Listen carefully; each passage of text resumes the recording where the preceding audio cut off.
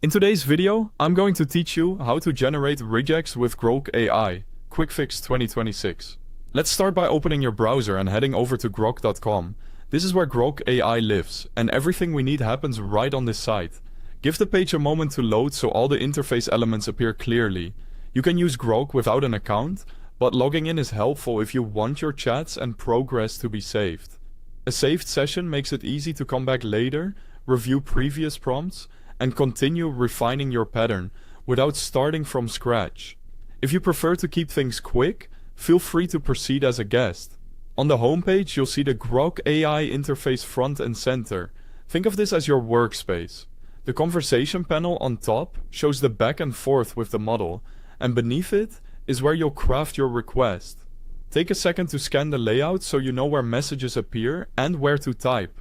Now, look to the main screen for the chat bar, usually docked at the bottom. Click into that field to focus it. This is the only place you need to interact with to generate your regex. Keep your request clear and concise so Grok can interpret it correctly. Type a prompt asking Grok to generate a regex.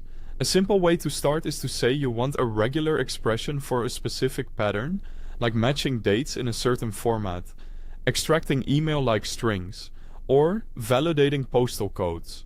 To help Grok get it right the first time, describe the pattern in plain language and include a couple of examples that should match, plus a couple that shouldn't. Then press enter.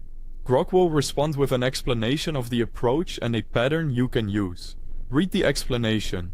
It's there to help you understand what each part is doing, from anchors to character classes and quantifiers. If the first result isn't quite what you need, ask again for more detailed information. Be explicit about what needs changing. For example, say that leading zeros are allowed or disallowed, that the match should be case insensitive, or that hyphens should be optional. You can also ask Grok to break down every token, add start and end anchors, provide alternate versions for different engines, or show how the pattern behaves against your positive and negative examples. Iterating like this is normal, and usually the fastest path to a precise, reliable regex. That's it. Go to grok.com, optionally log in to save your work, use the chat bar, ask Grok to generate the regex you need, and refine with follow-up questions until the pattern fits perfectly.